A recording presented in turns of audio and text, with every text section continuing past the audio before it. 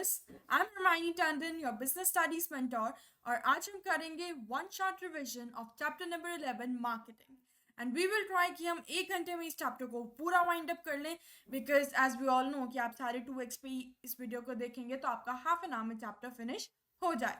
So now without wasting any further time let's get started. So, introduction. Marketing is a term often misunderstood.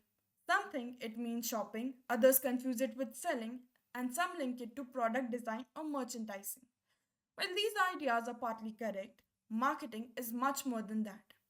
अब marketing के साथ हमारी एक problem आती है कि अलग अलग लोग इसके अलग अलग मीनिंग निकाल लेते हैं. कुछ को लगता है शॉपिंग मार्केटिंग है, कुछ को लगता है सामान बेचना इज मार्केटिंग, कुछ को लगता है प्रोडक्ट को डिजाइन करना इज मार्केटिंग, और कुछ को लगता है exchange of goods and services is marketing. अब ये जो आइडियाज हैं ये अपने आप में करेक्ट हैं कि ये मार्केटिंग के अंदर आते हैं, बट मार्केटिंग सिर्फ इन आइडियाज को कॉम्बो नहीं है, इसमें इनके अलावा भी बहुत सारी एक्टिविटीज होती हैं. अब कुछ टाइम पहले लोगों को लगता था कि मार्केटिंग जो है वो प्रोड्यूसर से कंज्यूमर तक गुड्स और सर्विसेज पहुंचाने में जितनी भी एक्टिविटीज आती हैं वो मार्केटिंग है. अब वो एक्टिविटीज क्या थी?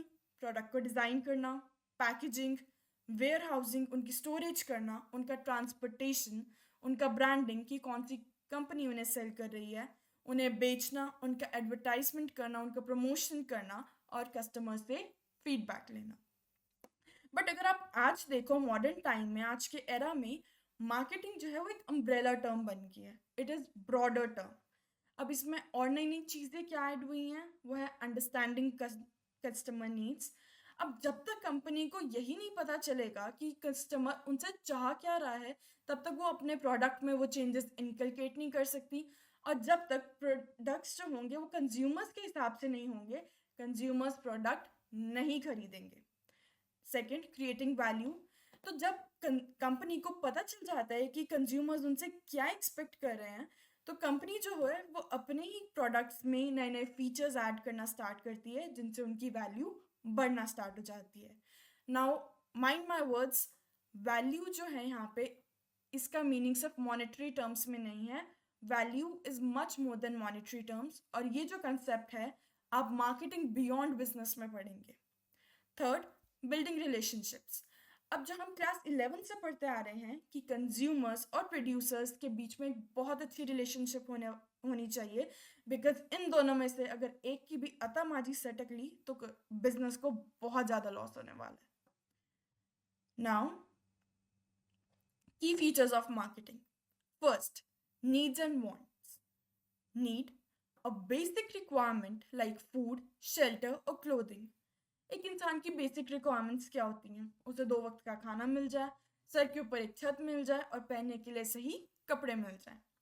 Want, a specific way to satisfy a need shaped by culture और पर्सनल प्रेफरेंस. यहाँ पे कल्चर और पर्सनल प्रेफरेंस लिखना बहुत ज़रूरी है, ये इसका कीवर्ड है और ये नहीं लिखोगे तो मार्क्स कटेंगे. अब इसका हिंदी ट्रांसलेशन करें तो नीड का मतलब है ज़रूरत एंड वांट का मतलब है चाहत. अब वांट, इतना तो रिसोर्सेज हैं कि मैं अपनी नीड को सेटिस्फाई कर सकती हूँ, लेकिन मेरे पास अब इतने भी रिसोर्सेज हैं कि अब मुझे ये पता है मुझे नीड को कैसे सेटिस्फाई करना है. मतलब अब मैं चूजी हो जाती हूँ. अब मुझे बटर चिकन नहीं खाना, अब मुझे डोसा खाना है. अब मुझे प्राडा का परफ्यूम नहीं चाहिए, मुझे गुची का चाहिए. तो अब अगर मैं इतना चूज करने में सक्षम हो जाऊं कि मुझे क्या चाहिए और क्या नहीं चाहिए, और उसे फुलफिल करने के लिए मेरे पास रिसोर्सेज भी हों, वो हमारी वांट होती है. तो मार्केटिंग का क्या काम होता है? Marketing focuses on identifying and fulfilling these needs and wants. Customers की ज़रूरतों और चाहतों को कि वो अपने प्रोडक्ट्स में, सर्विसेज में क्या चाह रहे हैं, कंपनी और बिजनेसेस का काम होता है ये आइडेंटिफाई करना और इन्हें फुलफिल करना. Second, exchange mechanism. Marketing facilitates the exchange of goods and services for money or other valuable items. Now mind me, ये कलयुग चल रहा है, यहाँ पे कोई दानवीर कर्ण नहीं है, कोई आके आपको गोल्ड वगैरह दान में नहीं दे के जाएगा. अगर कोई जना आपको अपनी चीज़ दे रहा है तो वो आपसे या तो मॉनेटरी एक्सचेंज करेगा, या तो आपसे वो पैसे लेगा, या आपसे आपकी कोई अदर वैल्यूएबल आइटम लेगा। For example, buying food by paying money. अब आप किसी रेस्टोरेंट में जाते हो, आप फूड ऑर्डर करते हो, बहुत अच्छे क्यूजीन में ऑर्डर करते हो, तो आपको उसकी पेमेंट करके आनी पड़ेगी। वहाँ पे लंगर नहीं चल रहा है, वो आपको फ्री में नहीं खिलाने वाले। Customer value. Customers buy products they believe offer the best value for money. अब अगर मैं एक कार लेने जाती हूँ, सपोज फॉर ₹10 lakhs, और मैं 10 मॉडल देखती हूँ किसी के। अब मुझे एक मॉडल में इनबिल्ट नेविगेशन सिस्टम मिल रहा है, उसकी म्यूज़िक की साउंड क्वालिटी अच्छी है, एसी बहुत बढ़िया चलता है, मुझे उसमें air bags as compare to other cars in the same segment मुझे उसमें ज़्यादा मिल रहे हैं, तो of course I will move towards that car. अब ये याद रखना कि कंज्यूमर जो होता है वो छोटी से छोटी चीज़ भी अगर खरीदने जाएगा तो वो 10 चीज़ देख के आएगा, 10 चीज़ कंपेयर करके आएगा। वो देखेगा कि मैं 10 रुपए की अगर भी वो चीज़ खरीद रहा है, कि उस 10 रुपए को में मैं कितना ज़्यादा चीज़, कितनी बेटर क्वालिटी, कितने ज़्यादा फीचर्स वाली चीज़ खरीद सकता हूँ। Marketers must ensure that their products stand out by adding value compared to competitors. अब मार्केटर्स को क्या करना होता है, ये देखना होता है कि उनके कॉम्पिटिटर्स के कंपैरिजन में उनके प्रोडक्ट में ज़्यादा क्वालिटी, ज़्यादा फीचर्स होना चाहिए, उनका प्रोडक्ट बेटर होना चाहिए, तभी जाके कंज्यूमर्स उनका प्रोडक्ट खरीदेंगे, वरना नहीं खरीदेंगे। Market offering. A complete product or service package offered to customers including features, quality, price and availability. अब हम अगर मार्केट में कोई प्रोडक्ट लॉन्च कर रहे हैं तो हम उसे आधा अधूरा तो लॉन्च करेंगे नहीं। हम उसमें फीचर्स भी पूरे रखेंगे, हम उसकी क्वालिटी भी सही रखेंगे, उसका प्राइस भी रीजनेबल रखेंगे और अवेलेबिलिटी भी रखेंगे। अब ऐसा तो नहीं कि हमने कोई एक फ़ोन लॉन्च करा, ख़राब थका हुआ फ़ोन गिराएं तो वो एकदम टूट जाए, 10 लाख रुपए उसकी हमने प्राइस रख दी और 2 साल की वेटिंग चल रही है। ऐसे फ़ोन को बिलीव में कोई नहीं खरीदने वाला।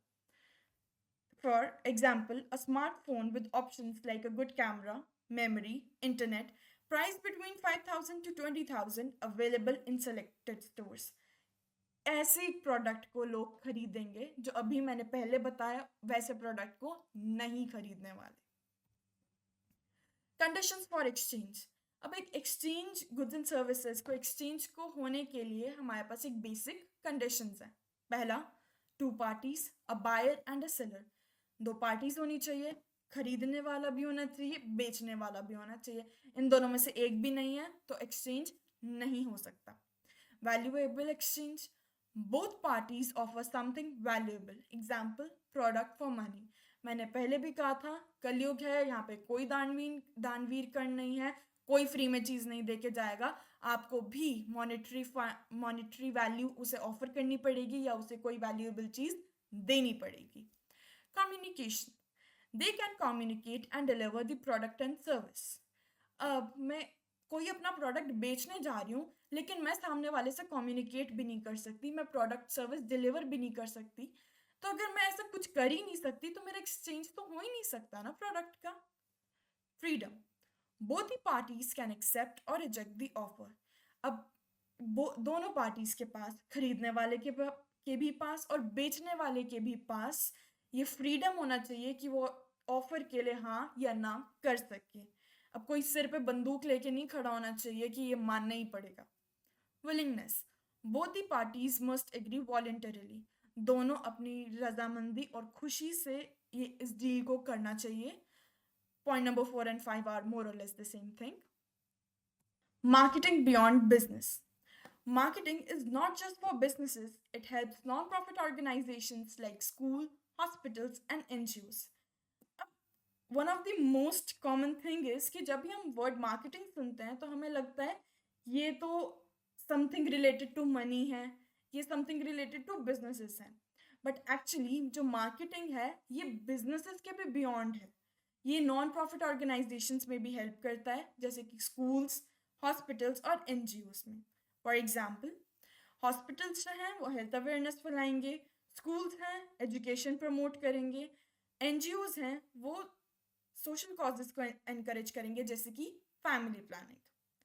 Now marketing is about understanding needs, मतलब ये समझना कि हमारा कंज्यूमर्स हमसे क्या चाहते हैं, क्रिएटिंग वैल्यू अब हमने ये तो जान लिया कि कंज्यूमर्स हमसे चाहते क्या हैं, बट उन फीचर्स को अपने प्रोडक्ट्स और सर्विसेज में ऐड करके उनकी वैल्यू बढ़ाना, and building lasting relationships by offering right product or service at the right time and price. मतलब प्रोड्यूसर्स और कंज्यूमर्स के बीच में एक अच्छी रिलेशनशिप बनाना, और वो कैसे होगा? आप सही प्रोडक्ट और सर्विस सही जगह सही टाइम पर डिलीवर करोगे तो ये भी पॉसिबल हो जाएगा। Difference between marketing and selling. अब मार्केटिंग और सेलिंग जो है ये दो ऐसी टर्म्स हैं जो हम नॉर्मल एवरीडे लैंग्वेज में हम इसे कंफ्यूज कर देते हैं। हमें लगता है marketing and selling are more or less the same thing, but actually they are not. Selling is a part of marketing but not marketing itself. Marketing is a broader concept actually. Marketing is about planning, pricing, promoting, and distributing products to meet customer demands. Marketing includes a wide range of activities such as पहला, plan करना कि हमें किस type का किस model का product launch करना है। सेकंड, डिसाइडिंग द प्राइस, हम जाके किसी भी चीज़ को किसी भी प्राइस में नहीं बेच सकते, हमें उसे एक रीजनेबल प्राइस में बेचना होगा कि सामने वाला जना उसे अफोर्ड कर पाए। Choosing where to sell it, अब अगर मैं कोई प्रोडक्ट लॉन्च कर रही हूँ तो मुझे उसके लिए एक मार्केट भी तो डिसाइड करनी पड़ेगी ना। सपोज मैंने क्लोथिंग बिजनेस स्टार्ट किया है तो उसके लिए मुझे देखना पड़ेगा कि मुझे विमेंस क्लोथिंग में जाना है, मेंस क्लोथिंग में जाना है, चिल्ड्रंस क्लोथिंग में जाना है, या मुझे ये सारी मार्केट्स एक्वायर करनी है। तो मैं उस हिसाब से अपने प्रोडक्ट डिज़ाइन भी करूँगी, उनकी प्राइसिंग भी रखूँगी, अपनी मार्केट भी बनाऊँगी और उन्हें वहाँ बेचूँगी भी। Promoting the product to satisfy customer needs, अब मैंने प्रोडक्ट बना लिया, मैं उसे बेचने भी चलेगी मार्केट में।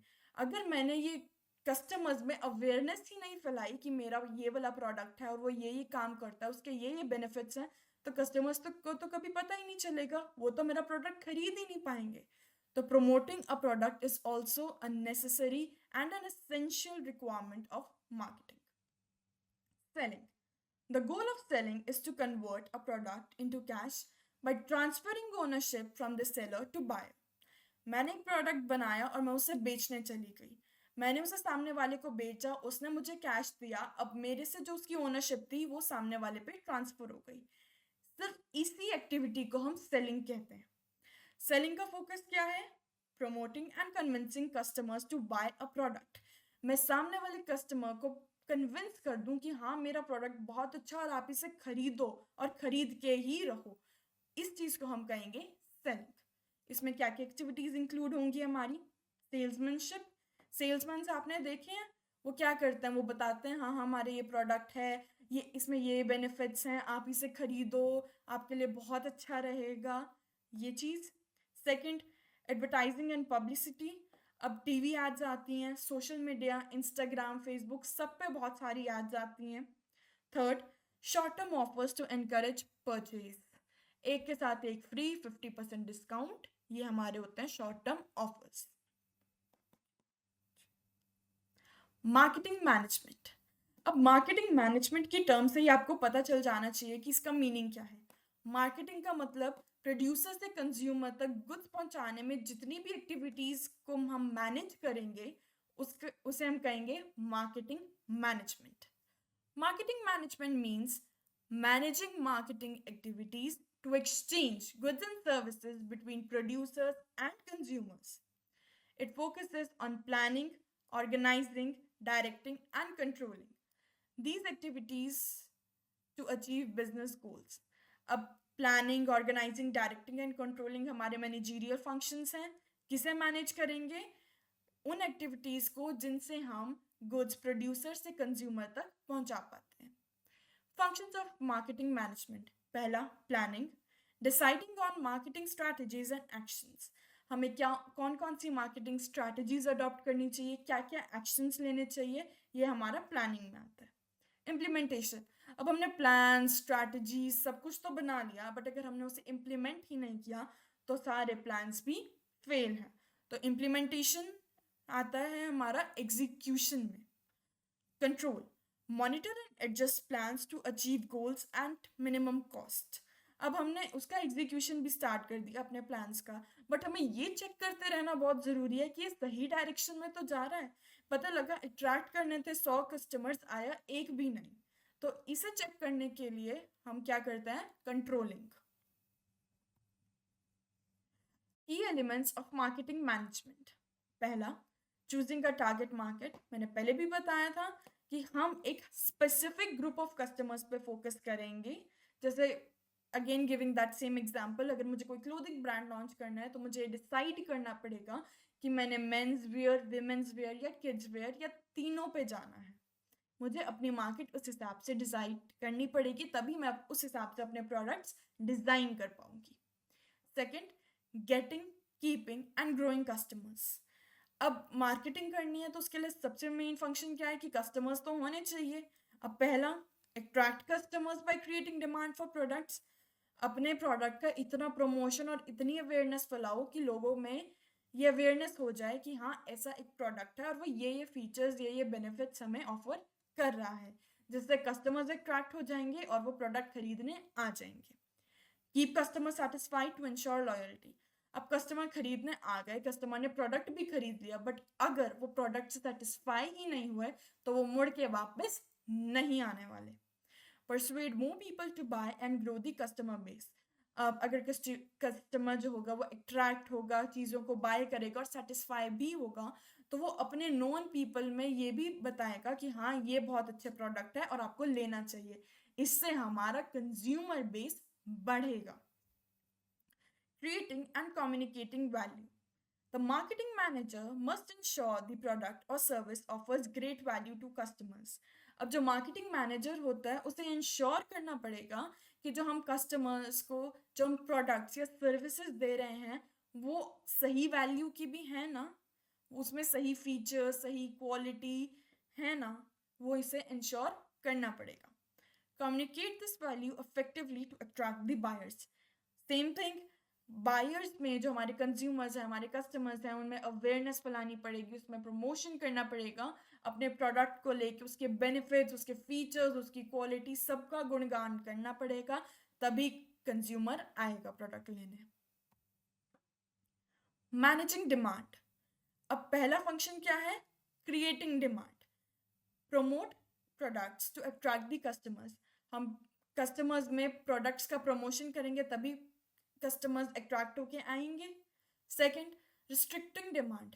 अब सपोज हमने बहुत बढ़िया प्रमोशन कर दिया और बहुत सारे कस्टमर्स अट्रैक्ट हो गए और कस्टमर्स की भीड़ ही आ गई और हमने उस प्रोडक्ट के इतने पीसेस नहीं बनाए थे कि हम सबकी डिमांड को इफेक्टिवली पूरा कर पाए, तो हमें डिमांड रिस्ट्रिक्ट करनी पड़ेगी। उसके हमारे पास दो ऑप्शन हैं। पहला, या तो हम प्रमोशन को रिड्यूस कर दें, अवेयरनेस, सबका गुणगान करना अपने प्रोडक्ट का कम कर दें, या सेकंड हम अपना प्राइस इंक्रीज कर दें प्रोडक्ट का। बिकॉज अगर प्रोडक्ट का प्राइस इंक्रीज होगा, as we have learned in class 11th in chapter demand, economics में पढ़ा होगा कि जब प्राइसेस इंक्रीज होते हैं डिमांड डिक्रीज होती है। क्यों? क्योंकि बहुत सारा कस्टमर्स जो होते हैं बढ़ने पे प्राइसेस, जब प्राइस बढ़ते हैं तो वो उसे अफोर्ड नहीं कर पाते। Managing irregular demand. For seasonal products like fans or woolen clothes, adjust demand with short-term incentives, discounts or promotions. अब जो हमारे सीजनल प्रोडक्ट्स एंड सर्विसेज होते हैं, जैसे कि हमारे वुलन क्लोथ्स हैं, तो वो उसका सीजन अराउंड 3 मंथ्स का रहता है वुलन क्लोथ्स का। तो अब जो हमारे प्रोड्यूसर्स होंगे, जो हमारे बिजनेसमैन होंगे, उन्हें क्या होगा, भाई प्रोडक्ट आया और वो फटाफट बिके, बिकॉज अगर वो रह गया तो वो अगली सर्दियों तक तो बिकने नहीं वाला। तो उसके लिए वो एंड ऑफ सीजन सेल लगाते हैं, वो शॉर्ट टर्म इंसेंटिव्स देते हैं, जैसे एक के साथ एक फ्री। आप दो प्रोडक्ट लेगे, दो प्रोडक्ट लोगे, तीसरे पे 50% डिस्काउंट मिल जाएगा। उसका प्रमोशन बहुत अच्छा करते हैं जिससे वो प्रोडक्ट बिक जाए। इन summary, marketing management is about understanding marketing needs, creating value, attracting customers, and managing demand effectively. Marketing management में क्या क्या चीज़ें हैं? 4 चीज़ें हैं। पहली, कंज्यूमर्स क्या चाहते हैं ये समझो। सेकंड, अपने प्रोडक्ट्स में वो वैल्यूज इनकलकेट करो जो कंज्यूमर्स तुमसे चाहते हैं। थर्ड, कंज्यूमर्स को अट्रैक्ट करो, कंज्यूमर्स आएंगे तभी आपका प्रोडक्ट बिकेगा।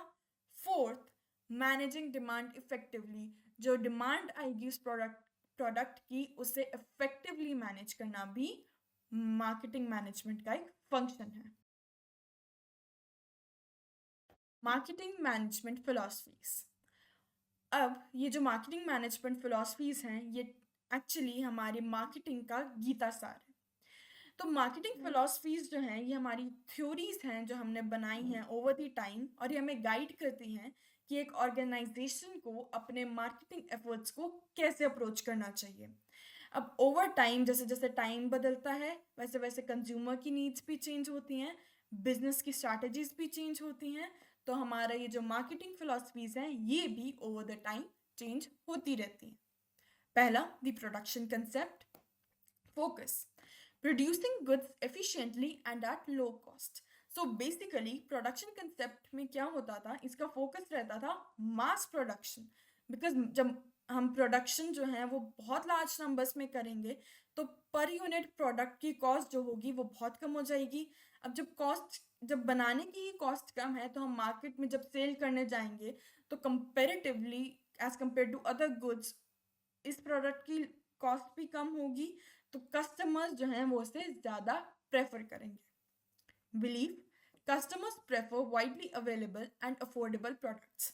एज आई एक्सप्लेन्ड कि जब प्रोडक्शन ही हमारा बहुत ज़्यादा क्वांटिटी में होगा तो कॉस्ट भी हमारी कम आएगी, फिर हम उसे बेचेंगे भी कम प्राइस में और वो बहुत ज़्यादा रेडिली अवेलेबल और अफोर्डेबल दोनों हो जाएगा। Example, during the Industrial Revolution, businesses focused on increasing production to meet high demand. अब जब इंडस्ट्रियल रेवोल्यूशन हमारा हुआ था तो हमारी जो डिमांड थी प्रोडक्ट्स की वो एकदम से बढ़ गई थी। अब एकदम से बढ़ी हुई डिमांड को फुलफिल करने के लिए बिजनेसेस ने क्या अप्रोच की थी, प्रोडक्शन कंसेप्ट की। उन्होंने प्रोडक्शन मास नंबर्स में करना स्टार्ट कर दिया था। Second, the product concept. अब over the time production concept change हुआ और लोगों को लगा कि अब हमें बहुत ज़्यादा प्रोडक्ट्स नहीं चाहिए, बट जो हमें प्रोडक्ट्स चाहिए वो हमें अच्छी क्वालिटी के होने चाहिए। तो प्रोडक्ट कंसेप्ट का फोकस था quality, performance and features of products. अब लोग सस्ते को छोड़ के उसके क्वालिटी और फीचर्स पे ध्यान ज़्यादा देने लग गए थे। बिलीफ ये थी कस्टमर्स वैल्यू सुपीरियर प्रोडक्ट्स। पहले में क्या बिलीफ थी कि customers value affordable and available products, but over the time ये बिलीफ चेंज होके सुपीरियर प्रोडक्ट्स की बन गई थी। Example, companies work on continuous product improvements to attract customers. अब जब कंपनीज को ये बात पता चली कि कस्टमर्स अब प्राइसेस की जगह क्वालिटी पे ज़्यादा ध्यान दे रहे हैं तो उन्होंने अपने प्रोडक्ट्स पे काम करना शुरू किया और अच्छी क्वालिटी के प्रोडक्ट्स बनाने स्टार्ट किए। Third, the selling concept. Focus, aggressive promotion and sales technique. Belief, customers need to be persuaded to buy. अब सेलिंग कंसेप्ट में ये था कि ओवर द टाइम ये बिजनेसेस ने रियलाइज किया कि हमें कंज्यूमर्स को अट्रैक्ट करने के लिए बहुत एग्रेसिव प्रमोशन टेक्निक्स लगानी पड़ेंगी, हमें उन्हें परसुएड करना पड़ेगा कि ये चीज़ खरीद के रहो। अब example, heavy advertising and sales efforts were used to push products, often ignoring long-term customer satisfaction. अब वो शॉर्ट टर्म इंसेंटिव्स देने लग गए, डिस्काउंट ज़्यादा होने लग गया, प्रमोशन ज़्यादा होने लग गई, एडवर्टीजमेंट ज़्यादा होने लग गई, एक के साथ एक फ्री वाले ऑफर वाली चीज़ें ज़्यादा होने लग गई। तो इससे जो कंज्यूमर का लॉन्ग टर्म सेटिस्फैक्शन था वो उसे बिजनेसेस इग्नोर करते गए और शॉर्ट टर्म पे उन्होंने ज़्यादा ध्यान दिया। The societal marketing concept. Focus, balancing customer satisfaction, company profit and societal well-being. अब इसमें क्या था, ये सारी चीज़ें होती थी इसमें।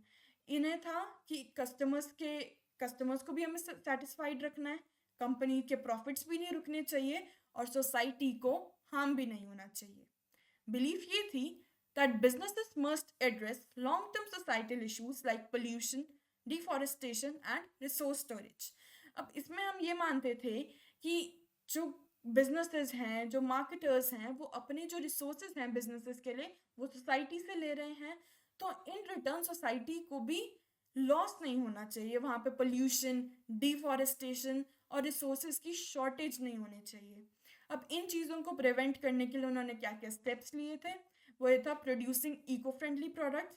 अब जब इको फ्रेंडली प्रोडक्ट्स आप यूज़ करने स्टार्ट करोगे, आप प्रोड्यूस करने स्टार्ट करोगे तो सोसाइटी को कम हार्म होगा, कम पोल्यूशन होगा, कम डिफॉरेस्टेशन होगी and adopting sustainable practices to benefit both customers and society. The fifth concept, the marketing concept. अब इस कंसेप्ट का फोकस ये था कि अगर हम कस्टमर को खुश रखेंगे, उसे सेटिस्फाइड रखेंगे, तो हमारे बिजनेसेस भी अच्छे चलेंगे. बिकॉज अगर कस्टमर खुश रहेगा तो वो बार बार बिजनेसेस के पास आएगा वो प्रोडक्ट खरीदने के लिए, वो उस कंपनी उस बिजनेस को लॉयल हो जाएगा और वो कंज्यूमर बेस बढ़ाएगा. अब इसकी अप्रोच ये थी कि आइडेंटिफाई द टारगेट मार्केट. हमें किस मार्केट में अपना प्रोडक्ट लॉन्च करना है उसे आइडेंटिफाई करो. Understand the customer needs. ये समझो कि कस्टमर तुम्हारे प्रोडक्ट से चाह क्या रहा है. Develop products to meet these needs. अब जो जो चाह रहा है वो उसे अपने प्रोडक्ट में इनकलकेट कर दो ताकि कस्टमर भी खुश हो जाए और तुम भी खुश हो जाओ. Stay ahead of competitors in satisfying customers. अपने कॉम्पिटिटर से आगे रहो. अब फर्स्ट मूवर एडवांटेज लो, बिकॉज जब फर्स्ट मूवर एडवांटेज होगा तो प्रॉफिट भी उतना ही होगा. Ensure profitability through customer satisfaction. अब आपने कस्टमर को उनके अकॉर्डिंग वाला प्रोडक्ट पहुंचा दिया, कस्टमर खुश हो गया, उसने सबके आगे वाहवाही कर दी, वो लोग भी आपके पास आ गए, आपका कस्टमर बेस बढ़ गया, वो लोग भी सेटिस्फाई हो गए और ऐसे चल चल के इस सर्कल में सबसे ज़्यादा प्रॉफिट बिजनेसेस का हुआ. Example, designing a fridge with features customer demands such as water cooler और डबल डोर्स. एक ऐसे फ्रिज को डिज़ाइन करना जो कस्टमर की डिमांड्स, उनकी नीड्स को मीट करता हो, जैसे जिसमें वाटर कूलर हो, डबल डोर्स हो, एक ऐसे फ्रिज को डिज़ाइन करना. Functions of marketing. First, market research. Collect and analyze information about customer needs, market opportunities and threats. सबसे पहला फंक्शन हमारा मार्केटिंग में ये होता है, ये देखना कि कंज्यूमर को चाहिए क्या, कि मार्केट में हमारे पास अपॉर्चुनिटीज़ क्या क्या हैं, किस किस चीज़ की कस्टमर्स को नीड है और वो उनके पास अभी नहीं है, और ये देखना कि किस किस प्रोडक्ट को इस टाइम पे मार्केट में थ्रेट है. For example, use surveys or customer feedback to decide which products to offer or expand. आप सर्वेस करो, आप कस्टमर से फीडबैक लो, उससे आपको ये पता लग जाएगा कि इस टाइम मार्केट में कौन सा प्रोडक्ट चाहिए और कौन सा नहीं चाहिए. Marketing planning. Create a detailed plan to achieve marketing goals such as increasing marketing share or launching new products. अब हम कोई भी चीज़ रैंडमली नहीं कर सकते, हमें उसके लिए एक डिटेल्ड प्लान बनाना पड़ेगा. तो हम मार्केटिंग प्लानिंग में एक डिटेल्ड प्लान बनाएंगे जिसमें हम सारे अपने मार्केटिंग गोल्स को रखेंगे. उससे हमें ये देखना पड़ेगा कि हमें अपना मार्केट में शेयर इंक्रीज करना है, कोई नया प्रोडक्ट लॉन्च करना है, या कोई प्रोडक्ट मार्केट से हटा लेना है. Product design and development. अब क्या होगा, आज कोई नए प्रोडक्ट्स लॉन्च हुए, 3-4 साल बाद वो मार्केट में हर कॉम्पिटिटर भी आपको वही प्रोडक्ट्स देगा. तो अब हमें क्या करना है, नया प्रोडक्ट लॉन्च करना है, नया डिज़ाइन उसमें रखना है, नए फीचर्स उसमें रखने हैं. अगर हम उसमें ये नई नई चीज़ें इनकलकेट करते जाएंगे तो कस्टमर्स हमारे अट्रैक्ट हो जाएंगे, आएंगे, चीज़ें खरीदेंगे और हमें प्रॉफिट कराएंगे.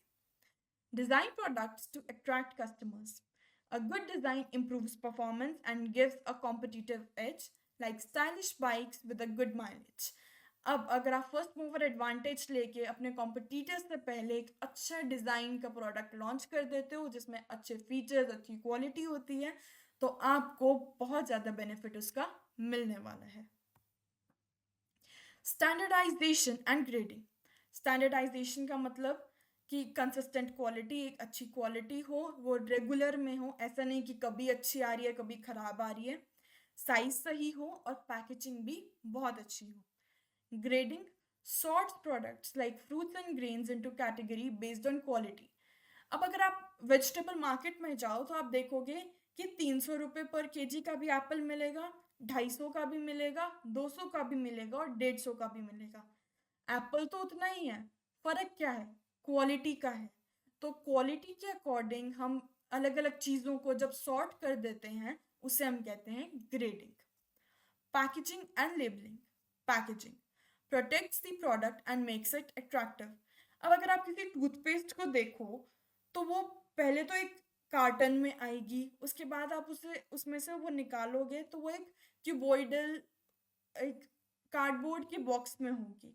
अब ऐसा क्यों करते हैं? प्रोडक्ट को सेव करने के लिए। अगर उसे ऐसे ही पैक कर दिया, वो तो ऐसे प्रेस होके सारा प्रोडक्ट ही, टूथपेस्ट ही बाहर आ जाएगी। एंड सेकेंडली वो अट्रैक्टिव दिखती है। Labelling adds information about the product like ingredients or usage। अब आप किसी भी दाल, चीनी, किसी भी चीज़ का आप पैकेट लोगे तो उसके पीछे देखोगे, उसके पीछे इंग्रेडिएंट्स लिखे होंगे। आप कोई फेस वॉश लोगे, आप कोई सोप लोगे, उसके पीछे भी उसका यूजेज का लिखा होता है, किसे ऐसे ऐसे यूज़ करना है, उसे आंखों में नहीं डाल लेना। मैगी होती है, मैगी के पीछे भी लिखा होता है कि इसमें कौन कौन से इंग्रेडिएंट्स यूज हुए हैं, इसमें न्यूट्रिएंट्स का प्रोपोर्शन क्या है, इसे यूज़ कैसे करना है, इसे बनाना का कैसे है, इसे कौन सी जगह पे स्टोर करना है, इसे कौन सी जगह पे स्टोर नहीं करना। तो ये सारी चीज़ें हमारी लेबलिंग में आती हैं। Branding decide whether to sell products under a brand name और जेनरिकली। अब आप अगर मार्केट में जाओ तो आपने देखा होगा कि अलग अलग ब्रांड्स के भी पास्ताज आते हैं पैकेजिंग में, और वैसे आप कहीं मार्केट में जाओ तो खुले भी आपको मिलते हैं, बड़े बड़े ब्रांड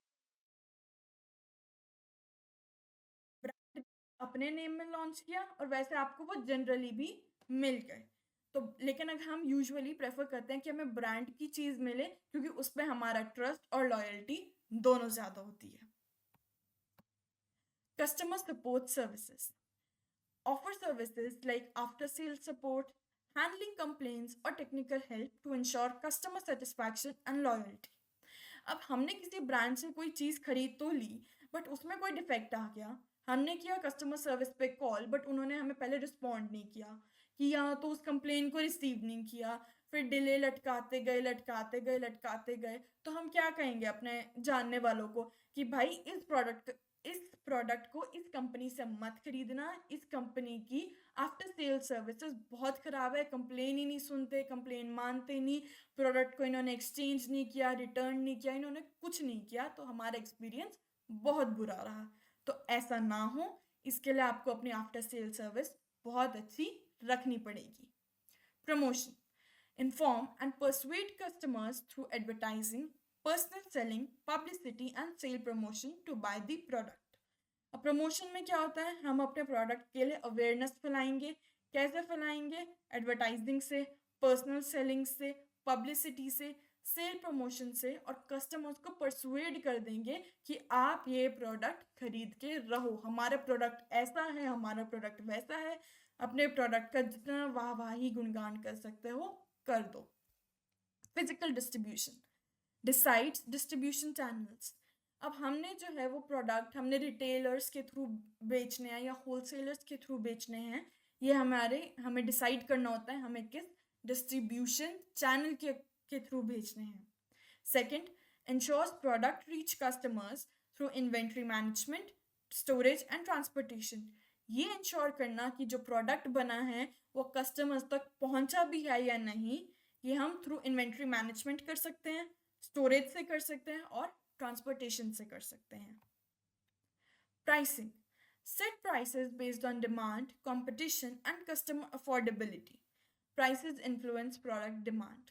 अब हम किसी प्रोडक्ट का भी कुछ भी प्राइस नहीं रख सकते, हमें सर्टेन फैक्टर्स को देखना पड़ेगा, तभी हम किसी प्रोडक्ट का प्राइस रख सकते हैं। जैसे उस प्रोडक्ट की डिमांड कितनी है, जो हमारे कॉम्पिटिटर्स हैं वो वैसे ही सेम प्रोडक्ट जो ऑफर कर रहे हैं उसमें ज़्यादा फीचर्स हैं या कम फीचर्स हैं, वो कैसे उसे किस क्वालिटी का प्रोडक्ट ऑफर कर रहे हैं, और कस्टमर्स किस रेंज का प्रोडक्ट अफोर्ड कर सकता है, क्योंकि हमारे प्राइसेस हमारी डिमांड को इफेक्ट करते हैं। प्राइस ज़्यादा होगा, डिमांड कम होगी, प्राइस कम होगी, डिमांड ज़्यादा होगी। Transportation moves goods from production to markets. अब जो हमारा टी है, टी लीव्स का मेन प्रोडक्शन होता है हमारा असम में, बट टी तो नेशन वाइड कंज्यूम होती है, एक्सपोर्ट भी होती है, तो ये असम से पूरे इंडिया में कैसे जाती है? वो ट्रांसपोर्टेशन से जाती है। अब ट्रांसपोर्टेशन के भी अलग अलग मीन्स होते हैं, बाय एयर भी जा सकती है, बाय वाटर भी जा सकती है, बाय रोड्स भी जा सकती है, बाय रेलवे भी जा सकती है। Storage and warehousing, store products to balance supply and demand gaps, this ensures availability during off seasons or delays. आपने नोटिस किया होगा कि गर्मियों में जनरली मिलने वाली सब्जियां कभी कभी हमें सर्दियों में भी मिलती हैं, एंड सर्दियों में जनरली मिलने वाली सब्जियां हमें गर्मियों में भी मिलती हैं। ऐसा क्यों होता है? उनका production all over the year तो नहीं चल रहा होता, प्रोडक्शन तो लिमिटेड टाइम के लिए होगा, उनकी फार्मिंग लिमिटेड टाइम के लिए होगी। तो लोग क्या करते हैं, उसे स्टोर कर लेते हैं और जब ऑफ सीजन होता है तब बेचते हैं। Marketing mix, product, price, place और प्रमोशन, ये जब चारों मिलते हैं तो हमारा मार्केटिंग मिक्स तैयार करते हैं। प्रोडक्ट, प्रोडक्ट क्या है? गुड्स, सर्विसेज या किसी भी चीज, कोई भी चीज़ जिसकी कोई वैल्यू हो, उसे हम कस्टमर्स को ऑफर करें, वो हमारा प्रोडक्ट होता है। एग्जाम्पल, लाइफ बॉय का हम सोप यूज़ करते हैं, टाटा का सॉल्ट यूज़ करते हैं, अमूल का मिल्क, बटर, लस्सी, ये सब यूज़ करते हैं और ये सब हमारे प्रोडक्ट्स होते हैं। की डिसीजंस, हमें किन किन फैक्टर्स को लेके की डिसीजंस लेने होते हैं, वो हैं हमारे फीचर्स, क्वालिटी क्या होनी चाहिए, पैकेजिंग कैसी होनी चाहिए, लेबलिंग में क्या क्या लिखा होना चाहिए, किस ब्रांड का है, उसकी ब्रांडिंग होनी चाहिए और आफ्टर सेल सर्विस भी होनी चाहिए। प्राइस, एक कस्टमर एक प्रोडक्ट के लिए क्या कीमत देने को तैयार है, वो हमारा प्राइस होता है। की कंसिडरेशंस, हमें क्या क्या चीज़ें दिमाग में रखनी होती हैं प्राइस डिसाइड करते हुए। Demand, pricing strategy, discounts and credit terms. Place, हमारे प्रोडक्ट्स कस्टमर्स तक कैसे पहुंचेंगे वो हमारा प्लेस डिसाइड करता है। अब हमारे की डिसीजंस इसमें होते हैं। डीलर सिलेक्शन, कौन सा डीलर करेगा, रिटेलर करेगा, होलसेलर करेगा। इन्वेंट्री, ट्रांसपोर्टेशन, ट्रांसपोर्ट कैसे होगा, बाय एयर होगा, बाय वाटर होगा, बाय रोड होगा, बाय रेलवेज होगा, और हम इसे कहाँ पे स्टोर करेंगे अपने प्रोडक्ट को। प्रमोशन, प्रमोशन क्या है? Communicating with customers about the product, customers को अपने प्रोडक्ट के बारे में बताना और उसके प्रोस एंड कॉन्स बताना। कॉन्स तो आप बताओगे नहीं, प्रोस ही बताओगे। इसमें हम टूल्स क्या क्या यूज़ करते हैं प्रमोशन के लिए? एडवर्टाइजिंग, आपने एडवर्टीजमेंट्स देखी होंगी सोशल मीडिया पे, इंस्टाग्राम पे आती हैं, फेसबुक पे आती हैं, टीवी एड्स आती हैं हमारी। पर्सनल सेलिंग, लोग घर घर जाके चीज़ें बेचते हैं। और सेल्स प्रमोशंस, मतलब जो हमारे डिस्काउंट्स होते हैं, हम फ्री सैम्पल्स ऑफर करते हैं यूजुअली मेकअप प्रोडक्ट्स के लिए, वो हमारे सेल्स प्रमोशन का पार्ट होते हैं। Products, types and benefits. A product is a bundle of benefits that satisfy functional, psychological and social needs. अब हमारा प्रोडक्ट क्या है? प्रोडक्ट हमारे बेनिफिट्स का एक बंडल है जिससे हमारी फंक्शनल, साइकोलॉजिकल और सोशल नीड्स फुलफिल होती हैं। ये डेफिनेशन बहुत बहुत इंपॉर्टेंट है, 1 मार्क्स में आ सकती है। Now types of customer products. पहला, कन्वीनियंस प्रोडक्ट्स, वो प्रोडक्ट्स जिन्हें हम बहुत ज़्यादा फ्रीक्वेंटली बार बार बिना बहुत सारे एफर्ट्स के खरीद सकते हैं, वो होते हैं हमारे कन्वीनियंस प्रोडक्ट्स। जैसे न्यूज़पेपर, स्नैक्स, अब मार्केट में जाओगे हर जगह छोटी छोटी दुकानें आ जाती हैं जहाँ पे आप चिप्स बिस्किट्स खरीद सकते हो, तो उसके लिए आपको बहुत ज़्यादा टाइम एंड एफर्ट नहीं लगाना होता। सेकेंड, शॉपिंग प्रोडक्ट्स, वो प्रोडक्ट्स जिन्हें आप क्वालिटी, प्राइस, फीचर्स, स्टाइल, इन बेसिस पे कंपेयर कर सकते हो, वो होते हैं हमारे शॉपिंग प्रोडक्ट्स। लाइक क्लोथ्स हो गए, शूज़ हो गए, क्योंकि इन्हें आप इनके ब्रांड, स्टाइल, क्वालिटी, डिज़ाइन, इन सब के बेसिस पे कंपेयर कर सकते हैं। थर्ड हो गया हमारा स्पेशलिटी प्रोडक्ट्स। अब जैसे हमारे एंटीक्स होते हैं, अब इन्हें लेने के लिए हमें टाइम भी चाहिए, एफर्ट भी चाहिए, और बहुत कम पॉपुलेशन होती है जो ऐसे प्रोडक्ट्स को अफोर्ड कर पाती है। ये प्रोडक्ट्स बहुत जल्दी आपको नहीं मिल सकते, इसलिए इन्हें स्पेशलिटी प्रोडक्ट्स कहा जाता है। जैसे कि एंटीक्स और luxury items. Based on durability, पहला, नॉन ड्यूरेबल, जो बहुत जल्दी ख़त्म हो जाते हैं, आप इन्हें for a long time use नहीं कर सकते। जैसे सोप, पेपर, आप पेपर पे एक सर्टेन लिमिट तक ही लिख सकते हो, उस लिमिट के बाद वो पेपर ख़राब हो जाता है, आप उसे बार बार यूज़ नहीं कर सकते। सेकेंड, ड्यूरेबल प्रोडक्ट्स, वो प्रोडक्ट्स जो बहुत टाइम तक, जिसे को सालों साल हमारे चलते ही रहता है। जैसे फ्रिज हो गया, फैन हो गया, या आप अपने घर में देखोगे, आपके घर में जो फ्रिज होगा जनरली लोगों के घर में 5-10 साल इजीली चल जाता है, उसे बार चेंज करने की नीड नहीं होती। सर्विसेज, सर्विसेज क्या हैं? क्लास 11 से पढ़ते आ रहे हैं। इंटैंजिबल ऑफरिंग्स, इंटैंजिबल मतलब जिन्हें हम टच नहीं कर सकते बट फील कर सकते हैं, जैसे क्लीनिंग सर्विसेज मिलती हैं, रिपेयरिंग सर्विसेज मिलती हैं। Industrial products, a products used to make other goods, example raw material, machinery, tools. अब इंडस्ट्री में, फैक्ट्रीज में हमारे बहुत सारे मटेरियल्स होते हैं, बहुत सारे इंस्ट्रूमेंट्स होते हैं, बहुत सारे टूल्स होते हैं जो अलग अलग प्रोडक्ट्स, जो फिनिश गुड्स को बनाने में हेल्प करते हैं, वो हमारे इंडस्ट्रियल प्रोडक्ट्स होते हैं। टाइप्स, पहला material and parts, raw and manufactured components. जो मैंने अभी बताया, आप किसी फैक्ट्री में जाओगे, वहाँ पे आपको बहुत सारी मशीन्स देखने को मिलेंगी। वो टेक्निकली खुद में एक फिनिश्ड प्रोडक्ट नहीं होगा, बट वो और फिनिश्ड प्रोडक्ट्स को बनाने में हेल्प करता है। Capital items, machines and equipments. जो हमारे मशीनरी होती है और हमारे इक्विपमेंट्स होते हैं, उन्हें हम कैपिटल आइटम्स में कैटेगराइज करते हैं। Supplies and services, maintenance and operational items. जो टूल्स, जो रिसोर्सेज और जो आइटम्स हमें मेंटेनेंस में और डेली ऑपरेशंस में यूज करते हैं, वो हमारी सप्लाईज और सर्विसेज में आती हैं। Branding, branding helps identify and differentiate products. अब हमारे सामने 100 तरीके के प्रोडक्ट्स पड़े हैं, लेकिन हमें उन्हें डिफरेंशिएट करना नहीं आता, आइडेंटिफाई करना नहीं आता। तो अब हम क्या करेंगे? उस चीज में हमारी हेल्प ब्रांडिंग करता है। अब ब्रांडिंग में यूज होने वाली कॉमन टर्म्स क्या है? पहला, ब्रांड नेम। हर ब्रांड का कोई ना कोई नेम होता है, जैसे कोलगेट, नाइकी, बाटा, लाइफ बॉय, ये सब हमारे ब्रांड नेम्स हैं जिन्हें हम बोल सकते हैं।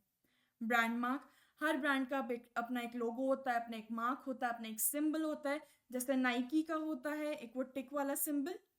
Trademark, legally protected brand. अब जो हमारे ब्रांड्स होते हैं वो लीगली प्रोटेक्टेड होते हैं, तो उन्हें हम ट्रेडमार्क कहते हैं। गुड ब्रांड नेम फीचर्स, अब जो हमारा ब्रांड नेम होता है वो अच्छा होना चाहिए कि सालों साल चले और उससे हमारे ब्रांड की पहचान बनी रहे। तो उसके एक अच्छे ब्रांड नेम के हमारे क्या क्या फीचर्स हो सकते हैं? पहला, शॉर्ट, इजी टू से एंड रिमेंबर। अब जो हमारा ब्रांड नेम होना चाहिए वो छोटा होना चाहिए, याद रखने में आसानी होनी चाहिए और इजीली हमसे बोला जाए, वो ऐसा नेम होना चाहिए। उसकी प्रोनाउंसिएशन इतनी टिपिकल नहीं होनी चाहिए कि किसी से बोली ना जाए। Second, suggest products benefits, example quick fix.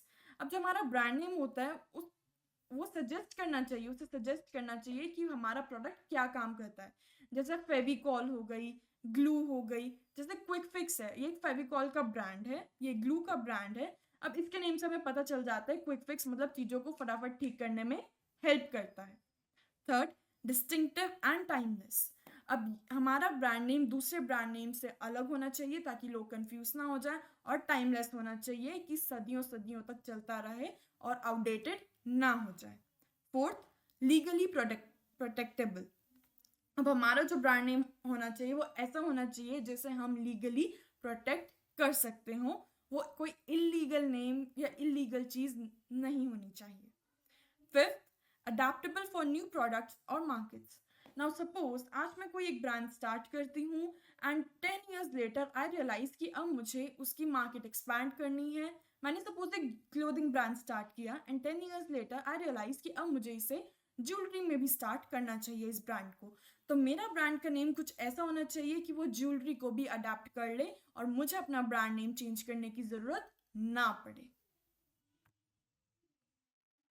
Packaging, a game changer in marketing.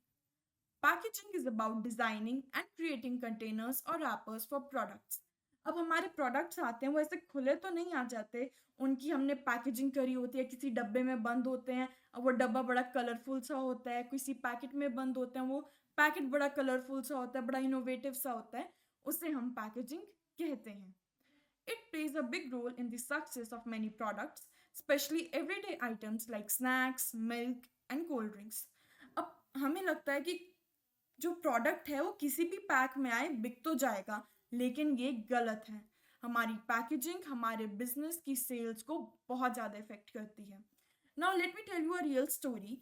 जो पेपर बोट की हमारी बेवरेजेस आए थे तो उनकी सेल्स में उनकी पैकेजिंग का एक बहुत बड़ा रोल था, बिकॉज यूजुअली जनरली जो बेवरेजेस आती थी फ्रूटी वगैरह वो बॉटल्स में आती थी, बट पेपर बोट ने अपनी पैकेजिंग चेंज करी जिससे कस्टमर्स अट्रैक्ट हुए और उसे बाय करना स्टार्ट किया.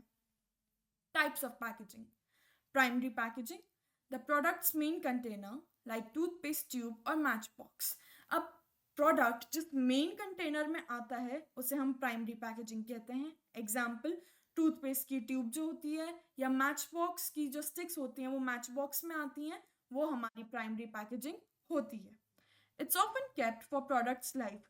प्रोडक्ट काफ़ी टाइम तक चलता रहे, वो खराब ना हो, वो सेफ रहे, इसलिए हमारी प्राइमरी पैकेजिंग होती है. Second, secondary packaging, extra layers for protection like the cardboard box around the shaving cream tube. अब जैसे हमने नोटिस किया होगा कि जो शेविंग क्रीम की ट्यूब होती है उसके आसपास एक क्यूबॉइडल एक कार्डबोर्ड की पैकेजिंग होती है, वो हमारी सेकेंडरी पैकेजिंग होती है. वो एक्स्ट्रा लेयर्स होती हैं हमारे प्रोडक्ट को प्रोटेक्ट करने के लिए.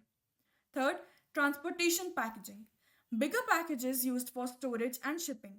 अब जैसे सपोज करो हमें 100 टूथपेस्ट को ट्रांसपोर्ट करना है, अब हम उन टूथपेस्ट को उस क्यूबॉइडल कार्डबोर्ड के पैकेज में तो ऐसे ट्रक में नहीं डाल सकते, हम एक कंटेनर लेंगे, उसमें सेफली वो सारी 100 टूथपेस्ट को रखेंगे और तभी हम उसे ट्रांसपोर्ट कर पाएंगे. तो वो जो हमने एक बिग कार्टन लिया उसे ट्रांसपोर्ट करने के लिए, वो हमारी ट्रांसपोर्टेशन पैकेजिंग होती है. Why packaging is important? पहला, hygiene and safety. Packed goods reduce the risk of contamination, meeting rising health standards. अब जब हमारा प्रोडक्ट सेफली पैक्ड होगा तो डेफिनेटली उसमें बहुत ज़्यादा कंटेमिनेशन नहीं हो सकता, उसमें मिलावट नहीं हो सकती, उसमें जर्म्स बैक्टीरिया का जो रिस्क होता है वो बहुत ज़्यादा कम हो जाता है, तो हमारा हेल्थ एंड हाइजीन बढ़ जाता है और जब हमारे राइजिंग हेल्थ स्टैंडर्ड्स हैं हम उनसे मीट कर पाते हैं. Second, self-service stores. In stores where customers pick product themselves, packaging helps sell the products. अब हमने सुपरमार्केट्स में देखा होगा कि सारे डिस्प्ले पे प्रोडक्ट्स रखे होते हैं, हमारे पास एक कार्ट होता है, एक बास्केट होती है और हमें वो प्रोडक्ट उसमें खुद ही रखना होता है. तो जब हमारी पैकेजिंग होती है हमें इसमें हेल्प करती है कि हम फटाफट प्रोडक्ट उठाएं, उसे अपने पास लें और जाके बिलिंग कराएं. Third, innovation. New packaging ideas like milk that stays fresh longer makes products more appealing. अभी जैसे मैंने आपको पेपर बोट का एक एग्जाम्पल दिया था कि उन्होंने अपनी पैकेजिंग को चेंज किया, दूसरों से अलग किया, अपने कॉम्पिटिटर्स से अलग किया, तो उससे कस्टमर्स अट्रैक्ट हुए और उनकी सेल्स बढ़ गई. Standing out. Unique packaging makes product noticeable and different. अब जब हमारे प्रोडक्ट की जो पैकेजिंग होगी वो जनरल प्रोडक्ट से अलग होगी, उनसे बेटर होगी, उसका कलर बहुत अच्छा होगा, उसका डिज़ाइन बहुत अच्छा होगा, तो ऑटोमेटिकली कस्टमर्स हमारे प्रोडक्ट को ज़्यादा प्रेफर करेंगे और हमारी सेल्स बढ़ेंगी. Labelling, the silent communicator. Labels serve essential purpose by sharing critical details about a product. अब आपने देखा होगा कि जो हमारे जैसे को चाय पत्ती, मैगी, कोल्ड ड्रिंक, कोई भी हमारा प्रोडक्ट होता है तो उसके पीछे बहुत कुछ लिखा होता है. वो उस लिखी हुई चीज़ों को क्या कहते हैं, वो हमारी लेबलिंग होती है और उसमें हमारे प्रोडक्ट को लेके बहुत क्रिटिकल डिटेल्स जो होती हैं वो मेंशन की गई होती हैं. Functions of labelling. पहला, describes the product. Labels inform users about product features, usage and precautions.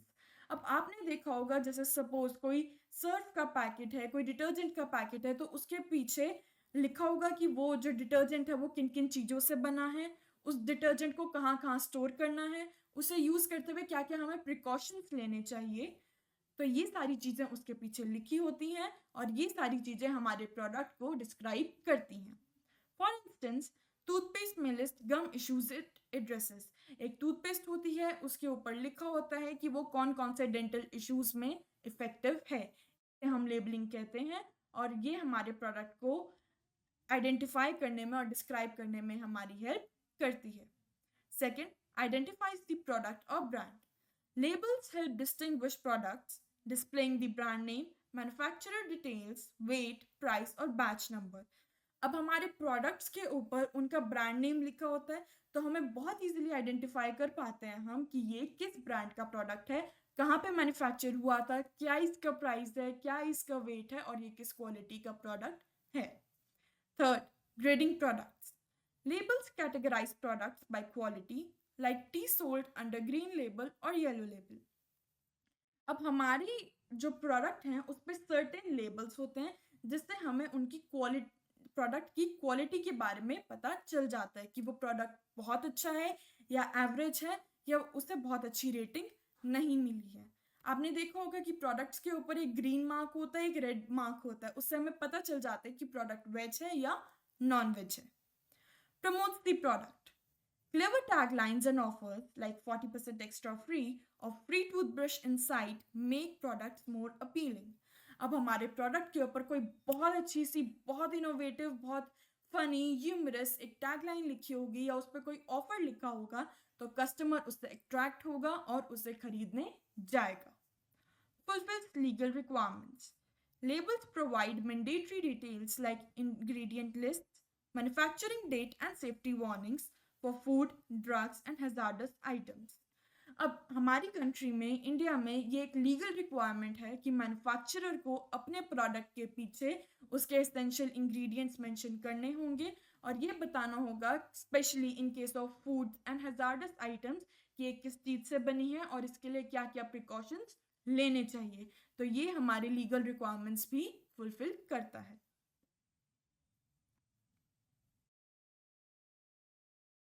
Pricing, the key to success. Price is the amount the customers pay for a product or a service. अब pricing क्या है? Customer हमारे product के लिए जो price देने के लिए तैयार है उसे हम प्राइसिंग कहते हैं। It reflects the value exchanged and is crucial in marketing, affecting both demand and profitability. ये हमें बताता है कि हमारे प्रोडक्ट की कितनी वैल्यू है और मार्केटिंग में प्राइसिंग का एक बहुत बहुत इंपॉर्टेंट रोल है, बिकॉज ये हमारी डिमांड और कंपनी के प्रॉफिट्स दोनों को अफेक्ट करता है। Factors affecting price determination.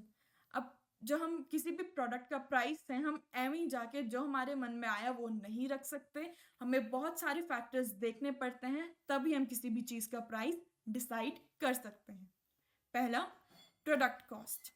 The minimum price covers production, distribution and selling cost along with profit margin.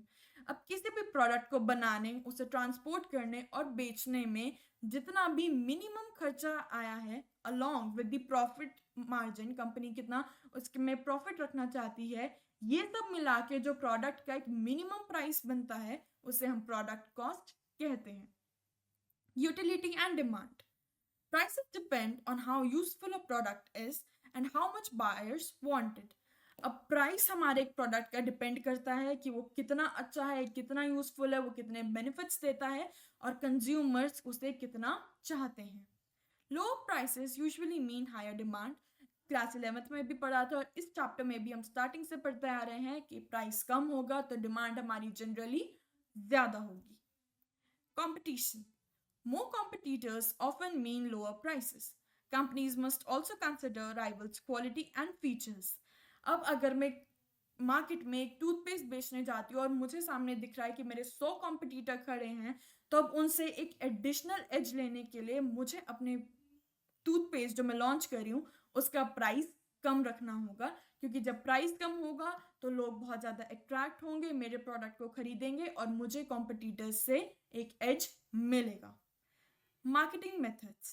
Free delivery, unique packaging और excellent service allow flexibility in prices. अब अगर हम फ्री डिलीवरी कर रहे हैं, बहुत सारे ऑफर्स दे रहे हैं, यूनिक पैकेजिंग कर रहे हैं, बहुत अच्छी सर्विसेज दे रहे हैं, तो उससे हमारे प्रोडक्ट के प्राइस में फ़र्क आ सकता है।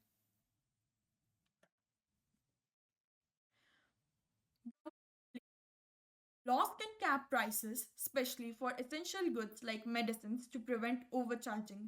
अब हमारी कंट्री में कुछ लॉज हैं जो एक पर्टिकुलर सेट ऑफ आइटम्स पे के प्राइस पे एक कैप लगा देते हैं, एक सीलिंग लगा देते हैं कि आप इन एसेंशियल चीज़ों को इस प्राइस से ज़्यादा नहीं बेच सकते, ताकि कंपनीज जो हैं उस पे उसका प्राइस बढ़ा बढ़ा के आम पब्लिक को परेशान ना कर पाए।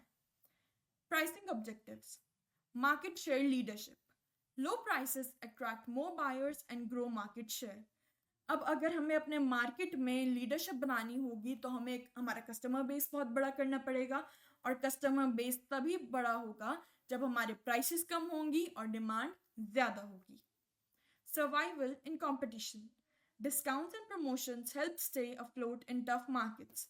अब आज की आप किसी भी प्रोडक्ट की मार्केट देख लो तो उसमें बहुत ज़्यादा कंपटीशन है, बहुत ज़्यादा कॉम्पिटिटर्स हैं। तो उनसे एक एज लेने के लिए, उनसे आगे रहने के लिए हम बहुत सारे अपना प्रमोशन करते हैं और शॉर्ट टर्म ऑफर्स लगाते हैं ताकि कस्टमर अट्रैक्ट हो जाए, हमारे पास आए और हमारा सामान खरीदे। Product quality leadership, high prices reflect superior quality and research and development cost. अब अगर हमारे प्रोडक्ट का प्राइस ज़्यादा है तो ये बताता है कि हमने उसकी रिसर्च और डेवलपमेंट पे बहुत ज़्यादा खर्चा किया है और हमारे प्रोडक्ट की क्वालिटी बहुत अच्छी है। Physical distribution.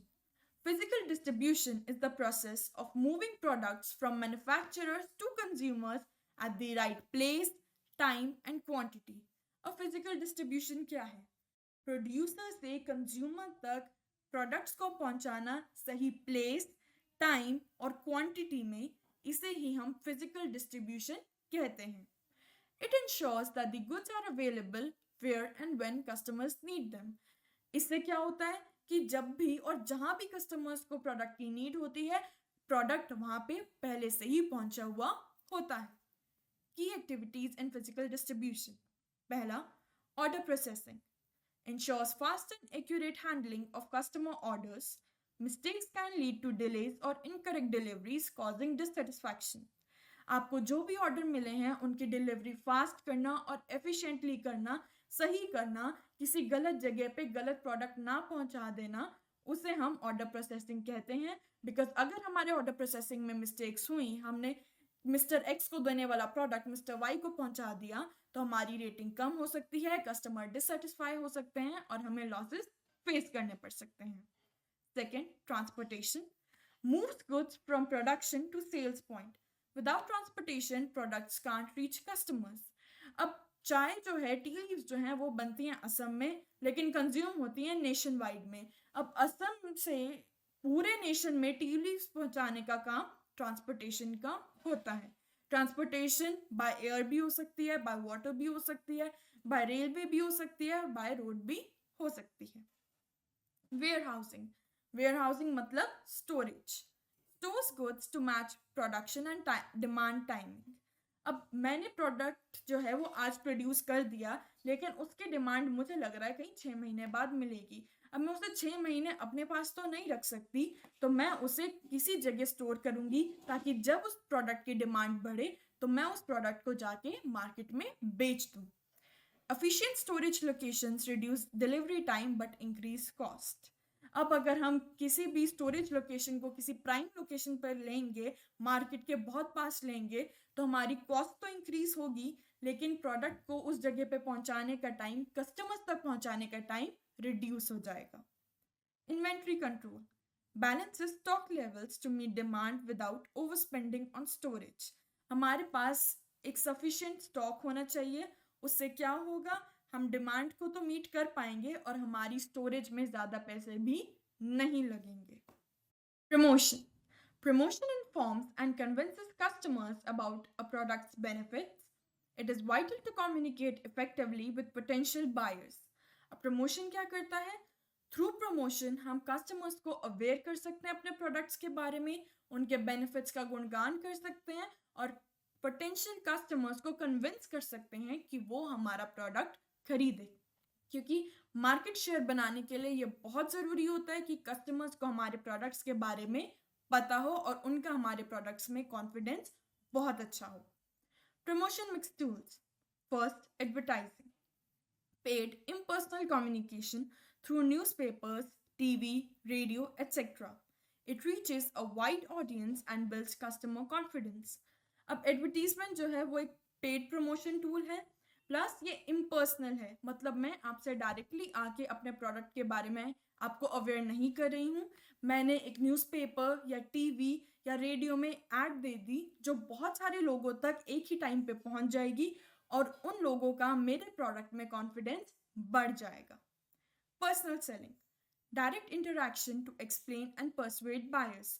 अब मैं अगर आपसे डायरेक्टली अपने प्रोडक्ट के बारे में बात कर रही हूँ और आपको परsuade कर रही हूँ कि आप मेरा प्रोडक्ट खरीदें तो आपको ये बेनिफिट्स होंगे, तो ये होती है पर्सनल सेलिंग। इसमें मेन पॉइंट है direct interaction. Sales promotion, incentives like discounts or offers to boost sales।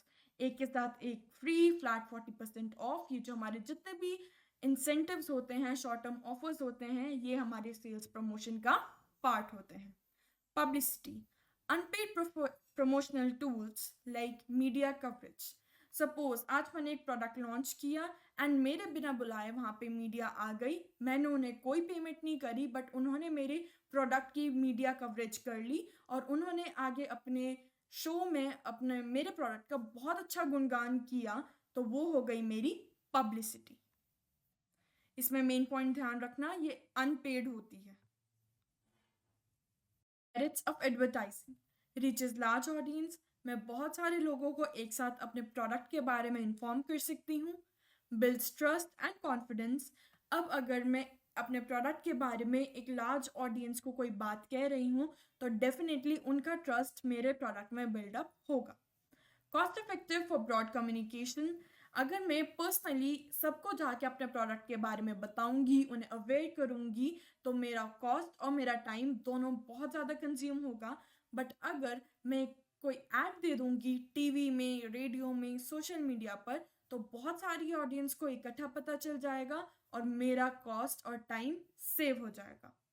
Mix products appealing using creative designs. हम अपनी एड्स को बहुत ज़्यादा इनोवेटिव कर सकते हैं, क्रिएटिव कर सकते हैं, उसे बहुत ज़्यादा कलरफुल बना सकते हैं, बहुत अच्छे डिज़ाइन, बहुत अच्छी टेम्पलेट्स यूज़ कर सकते हैं ताकि कस्टमर्स अट्रैक्ट हो जाएं। Criticisms of advertising. पहला, adds to cost. Advertising expenses may raise prices but also boost sales. मैंने पहले भी आपको बताया था कि एडवर्टीजमेंट जो है वो एक पेड प्रमोशन टूल है, तो जब हम एडवर्टीजमेंट्स के लिए बहुत ज़्यादा पे करेंगे तो हमारे प्रोडक्ट के प्राइसेस भी रेज हो जाएंगे। बट इसका एक बेनिफिट भी है कि एडवर्टीजमेंट से हमारी सेल्स भी बहुत ज़्यादा बूस्ट हो जाती हैं। Second, encourages materialism, shows new lifestyles but motivates people to improve their standard of living। अब एडवर्टीजमेंट क्या करता है, लोगों को बहुत ज़्यादा नई नई चीज़ों के लिए, लग्जूरियस आइटम्स के लिए अट्रैक्ट करता है, प्रॉब्ली उन चीज़ों के लिए जो उन्हें शायद डेली लाइफ में नीडेड भी ना हो।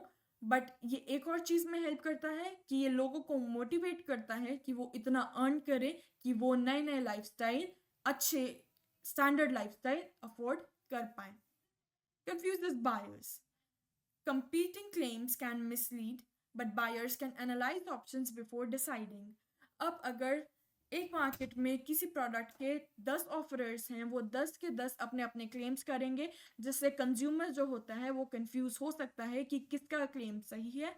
बट कंज्यूमर में भी इतनी बुद्धि है कि वो एनालाइज कर सकता है कि किसके क्लेम सही हैं, किसके क्लेम बेटर है। Promotes inferior products. Quality depends on customer needs. False claims can lead to legal action। अब प्रोडक्ट्स की क्वालिटी जो होती है वो कंज्यूमर की नीड्स पे डिपेंड करती है, और अगर हम किसी भी प्रोडक्ट को लेके फॉल्स क्लेम कर दें कि हमारा प्रोडक्ट 100% जर्म्स को किल करता है, या ये करता है, फलाना करता है, ढमकाना करता है, और वो क्लेम्स जो हैं वो गलत हों, तो इससे लीगल एक्शन भी लिया जा सकता है। Personal selling. Personal selling involves face-to-face interaction where salesperson present their product to potential customers।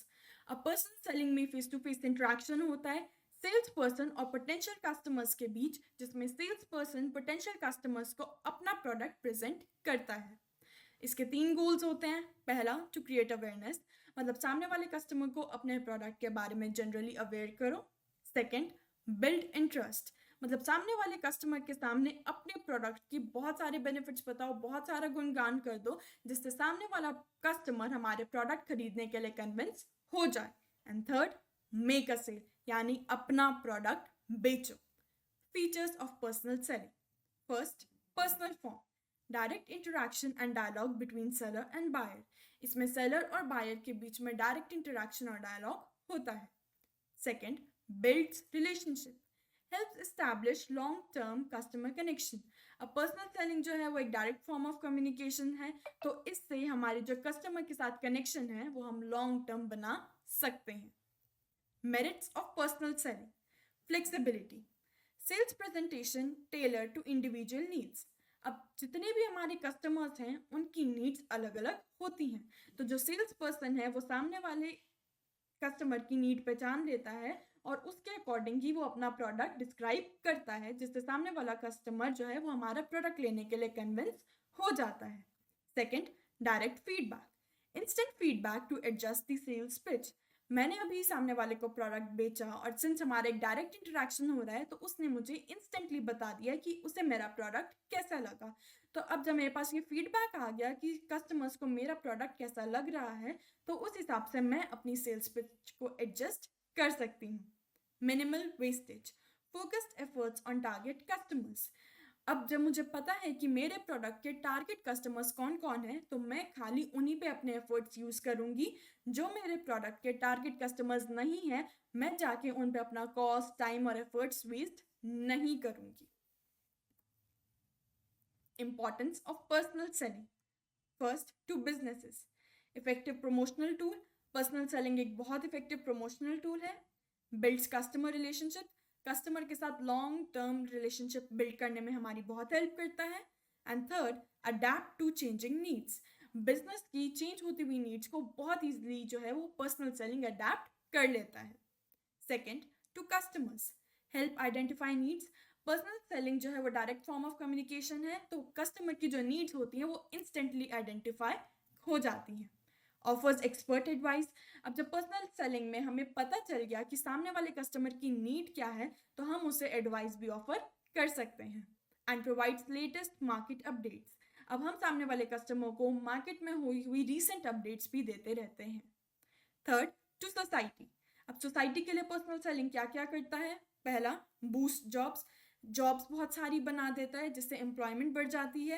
Encourages economic growth. अब जब एम्प्लॉयमेंट बढ़ गई, हमारी जॉब्स बढ़ गई, तो उससे हमारी इकोनॉमिक ग्रोथ भी बढ़ जाती है. And promotes standardised consumption patterns, जो हमारे अच्छे कंजम्पशन पैटर्न्स को भी एनकरेज करता है. Next topic, sales promotion. Sales promotion offers short-term incentives like discounts, free gifts और contests to boost sales quickly.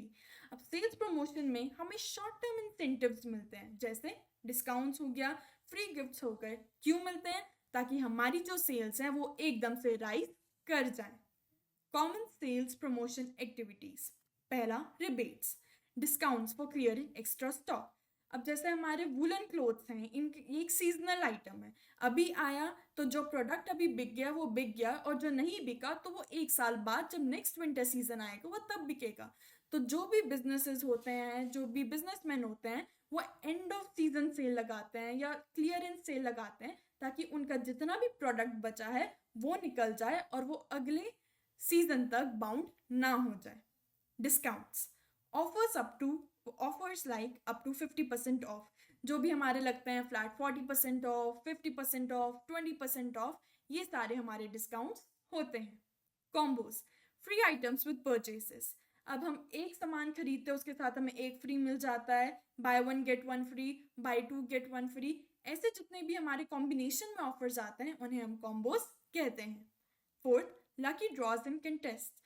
इससे हमें प्राइसेस विन करने के चांसेस मिल जाते हैं और कस्टमर्स जो होते हैं वो अट्रैक्ट हो जाते हैं. Merits of sales promotion. First, attention grabbing.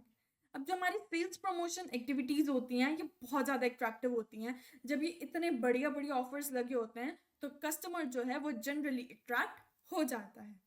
Supports new products, encourages customers to try new items. Now suppose मैं किसी चीज़ को पसंद नहीं करती, या मैंने आज तक उस चीज़ को कभी ट्राई नहीं किया, बट उस पर मुझे लग रहा है कि 60% ऑफ लगा हुआ है, तो मैं जनरली, हमारी यही मेंटालिटी होती है, हम यही सोचते हैं कि चल सस्ता मिल रहा है ले लेते हैं, एक बार ट्राई करने में क्या हर्ज है. तो इससे हम नए नए प्रोडक्ट्स को ट्राई कर पाते हैं. Third, boost overall promotion, works with advertising and personal selling. Sales promotion, advertising और पर्सनल सेलिंग के साथ काम करके हमारी ओवरऑल सेल्स को बहुत ज़्यादा बूस्ट कर देता है. लिमिटेशंस, ओवर यूज में हार्म प्रोडक्ट इमेज। अब सपोज कोई हमारा प्रोडक्ट ए है, उस पर हम बार बार ऑफर्स लगाए जा रहे हैं, लगाए जा रहे हैं, तो इससे मार्केट को और हमारी पब्लिक को एक गलत इमेज बनती है हमारे प्रोडक्ट की। वो ये सोचते हैं कि ये बार बार इस पे ऑफर लगाए जा रहे हैं क्योंकि ये प्रोडक्ट की क्वालिटी ख़राब है, इसमें सही फीचर्स नहीं है, इसलिए मार्केट में बिक नहीं रहा है। Second, frequent promotions can signal poor sales. लोगों को लग सकता है कि ये इस प्रोडक्ट पे बार बार जो हमारे प्रमोशंस हम लगा रहे हैं, बार बार ऑफर्स लगा रहे हैं, वो इसलिए लगा रहे हैं क्योंकि इस प्रोडक्ट की सेल्स कम है। Public relations. PR involves managing company's image and building good relationship with public, customer and stakeholders. अब पब्लिक रिलेशन में क्या होता है, हम कंपनी की इमेज को मेंटेन करते हैं और हमारी पब्लिक, कस्टमर्स और स्टेक होल्डर्स के साथ एक गुड और लॉन्ग लास्टिंग रिलेशनशिप मेंटेन करते हैं। Functions of PR. पहला, publicity. Free positive news coverage builds credibility. ना सपोज मैंने आज एक प्रोडक्ट लॉन्च किया और कोई न्यूज़ चैनल ने आके उस मेरे इवेंट की कवरेज कर ली और उन्होंने अपने न्यूज़ चैनल में मेरे प्रोडक्ट को एक बहुत पॉजिटिव तरीके से आगे मीडिया के थ्रू कन्वे किया, तो इससे जो सामने हमारी पब्लिक होती है उसमें मेरे प्रोडक्ट को लेके क्रेडिबिलिटी बहुत ज़्यादा बढ़ जाती है। Second, press releases shares company updates with media. मैं अपनी कंपनी की जो जो नई नई अपडेट्स हैं वो मीडिया के थ्रू प्रेस रिलीजेस से रिलीज कर सकती हूँ। Corporate communication use newsletters, reports and speeches to promote the brand. अब पब्लिक रिलेशन क्या करता है, वो न्यूज़ लेटर से, रिपोर्ट से, स्पीचेस से अपने ब्रांड को प्रमोट करता है। Lobbying engage with government and policy makers on business issues. अब जब जो बिजनेसमैन होते हैं वो गवर्नमेंट के साथ और हमारे पॉलिसी मेकर्स के साथ बिजनेस एनवायरनमेंट और बिजनेस इश्यूज से रिलेटेड डिस्कशन करते हैं, उसे लॉबिंग कहते हैं। Counselling suggest ways to build goodwill through causes like education and environment initiatives. अब हम एजुकेशन और एनवायरनमेंट इनिशिएटिव्स के जैसे मुद्दे उठा के अपनी कंपनी की गुडविल को बहुत अच्छा बना सकते हैं। Sales promotion. Now benefits of PR. पहला, builds awareness, credibility and goodwill. अब पीआर से हमारी क्रेडिबिलिटी बहुत अच्छी हो जाती है, पब्लिक है उसमें हमारे प्रोडक्ट को लेके बहुत ज़्यादा अवेयरनेस फैल जाती है और हमारी कंपनी की गुडविल बहुत ज़्यादा बढ़ जाती है। Second, support sale efforts by creating a favourable image. अब जब कंपनी की बहुत ज़्यादा अच्छी गुडविल बन गई, बहुत ज़्यादा एक अच्छी इमेज बन गई, तो ऑटोमेटिकली कंपनी के प्रोडक्ट की सेल भी बढ़ जाती है।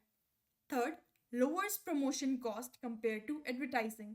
अब पीआर में जो है वो एडवर्टाइजिंग के कंपेरेटिवली जो प्रमोशन कॉस्ट है वो भी कम होती है। आज हमारा चैप्टर नंबर 10 मार्केटिंग खत्म हो गया है। अगर आपको इस चैप्टर से रिलेटेड कोई भी डाउट्स हों या बिजनेस में किसी भी टॉपिक से रिलेटेड कोई भी डाउट्स हों तो आप कमेंट बॉक्स में मेंशन कर सकते हैं। हम एज सुन एज पॉसिबल आपके डाउट, आपकी क्वायरी को रिजॉल्व करने की कोशिश करेंगे। और अगर आप चाहते हैं कि हम किसी और चैप्टर की वीडियो के साथ आएँ तो आप वो चैप्टर भी हमारे कमेंट बॉक्स में मेंशन कर सकते हैं। वी विल ट्राई कि हम उस चैप्टर की video as soon as possible release करें। And all the best for your preparation for your board exams, or bye bye.